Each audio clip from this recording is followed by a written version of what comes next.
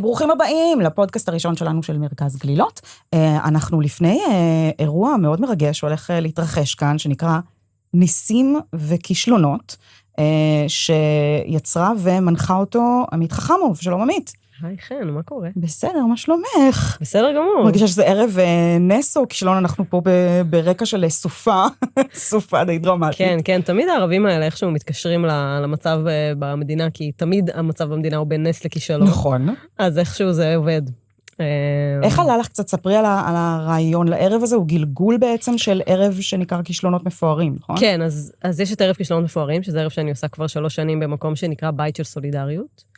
שהוא חלק מארגון חברתי שאני מתנדבת בו מאז הקורונה, שנקרא תרבות של סולידריות, שאני ממליצה לכולם לעקוב ולהסתכל ולקחת חלק. זה באמת אחד הארגונים היותר מעוררי השראה שיש פה בעיר, ועובד מאוד מאוד, מאוד מאוד יפה על הקו בין תרבות לנתינה, ועל הקשר בין הדברים האלה. ובמסגרת הדבר הזה הקמנו מקום שנקרא בית של סולידריות, שבו עשינו אירועי תרבות, שכל ההכנסות הן חזרה לתוך הפעילות של הארגון, ובמחשבות של מה לעשות בערב, במקום הזה עלה הרעיון של הערב כישלונות מפוארים. מה למי שלא מכיר, לא מכירה?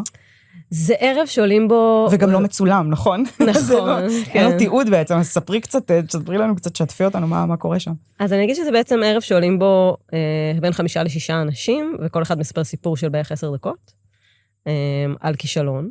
כשהקונספט הוא להתבוסס בכישלון, זאת אומרת, לא איך נכשלתי בדרך להצלחה, כזה איך נכשלתי בדרך למיליון הראשון, לא כזה, אלא יותר איך נכשלתי, וזהו. כאילו, רגע לתת מקום לכישלון בחיים שלנו, כחלק מהחיים, ולא בדרך למשהו טוב יותר, למרות שזה הרבה פעמים הדבר שקורה, אבל בכל זאת.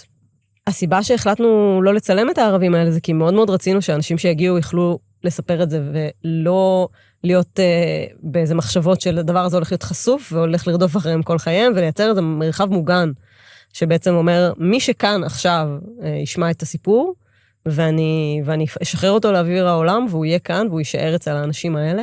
איזשהו מרחב כזה לייצר אפשרות לפגיעות אמיתית. בדיוק, וגם משהו שהוא כזה חד פעמי, שהוא לא עכשיו כזה מתגלגל בכל מיני רחבי הרשת ולא יודעים לאן הוא מגיע, ואז גם זה מאפשר לאנשים באמת לדבר על דברים יותר לעומק, ולהיות יותר פגיעים ופחות לצנזר את עצמם.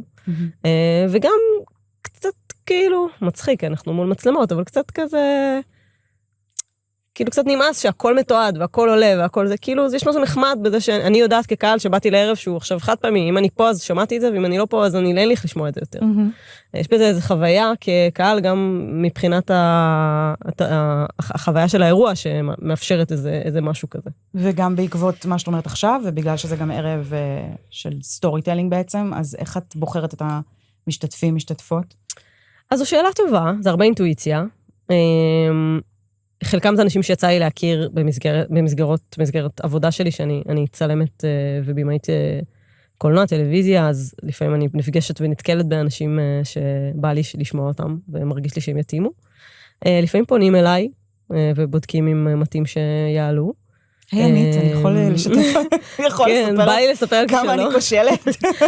אבל לרוב אני מלקטת אותם ממש כזה, מאוד מאוד בפינצטה, באמת אנשים שנדמה לי שיהיו מעניינים, כאילו, וזה נע בין הרצף של אנשים מוכרים יותר לבין אנשים שאולי לא מוכרים בכלל, אבל אני יודעת שהם יכולים להביא משהו מאוד מאוד מעניין. זו דוגמה שעלתה מישהי שהיא רופאה, כאילו, בכלל, וסיפרה על כישלון. אז כאילו יש ריינג' גם מאוד, בתוך הערב יש גם ריינג' מאוד רחב. מה אותך מעניין בכישלון?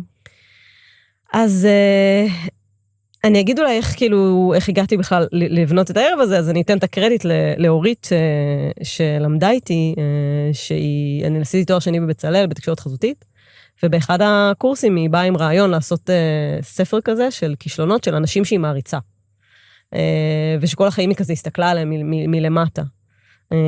והיא באמת ראיינה אותם, והביאה סיפורים נורא נורא יפים של נועה קולר, של לואידית רביץ, של אנשים באמת מפורסמים ויפים, והיא עושה קומיקס, היא אומנית קומיקס ביוגרפי, וכשהיא הביאה את זה, זה היה בדיוק הזמן שהתחלנו לחשוב מה לעשות בבית סולידריות, ושאלתי אותה, תגידי, זה בסדר לך אם אני אקח את זה ורגע ואני אעשה מזה ערב? כאילו זה נראה לי כמו משהו ממש שיכול לעבוד.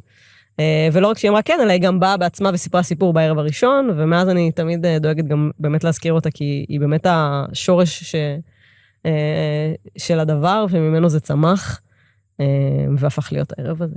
והיום זה באמת איזה טייק אוף, כי אנחנו סביב חנוכה. באופן כללי, ערב כישלונות זה משהו שאני משתדלת לא להוציא אותו מהבית של סולידריות, כי הוא כזה של הבית של סולידריות. אבל גם הבית של סולידריות כרגע באופן זמני נסגר, אז אין לנו מקום, שזה גם אפשר את זה, וגם עשינו פה איזה משהו שהוא כזה, איזה טייק אוף על זה באמת, שזה ערב ניסים וכישלונות, שמנסה לדבר לא רק על הכישלון, אלא גם על הנס סביב חנוכה איך זה באמת יבוא לידי ביטוי? אז הסיפורים הם באמת סיפורי כישלונות, אבל עם ניצוצות של ניסים בתוכם. אוקיי. נראה לי שצריך פשוט לשמוע אותם, וכאילו, הם מדברים בעד עצמם. כן. ואיזה תגובות את שומעת מהקהל, אם את שומעת? אז התגובות נורא נורא יפות. אני תמיד אומרת בהתחלה שכזה, אני מבקשת מאנשים להיות רגע שמנים, וכזה להכיל, ולהיות כזה רגע קערה של אסופה של רגשות, כדי שאנשים באמת ירגישו שהם יכולים לדבר, וכאילו לפעמים מגיעים אנשים מצחיקים לספר סיפור בתוך הערבי כישלונות, לא לפעמים, כמעט תמיד מגיע איזשהו מישהו כזה סטנדאפיסט או איש מצחיק וזה, אבל אני תמיד דואגת להגיד, זה לא מופע סטנדאפ, כאילו, אל תבואו עם האטיטוד הזה של כזה, מישהו חייב לי משהו, כאילו מישהו צריך להצחיק אותי. זה יהיה כנראה, זה כנראה יהיה מצחיק, זה כנראה יהיה מרגש, זה כנראה יהיה על הרצף בין הדברים,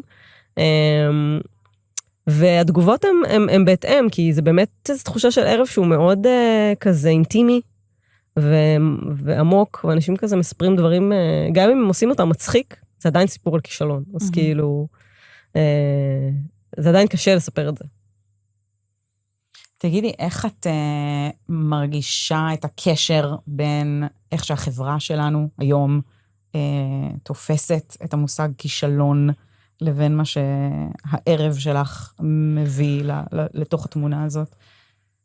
שאלה גדולה, אני לא יודעת איך החברה זה דבר נורא נורא גדול, אנחנו חברה שמחולקת. שזה תפיסה דיכוטומית כזאת של הצלחה וכישלון. כן, אז אני יכולה לדבר, אז אני אנסה אולי לענות כאילו מאיפה שזה, לאן שזה מביא אותי, אז אני חושבת שאולי הדבר שאנחנו הכי הרבה נחשפים אליו בעולמות של סיפורים היום, זה רשתות חברתיות, אינסטגרם ומי שמעביר את זמנו בטיקטוק.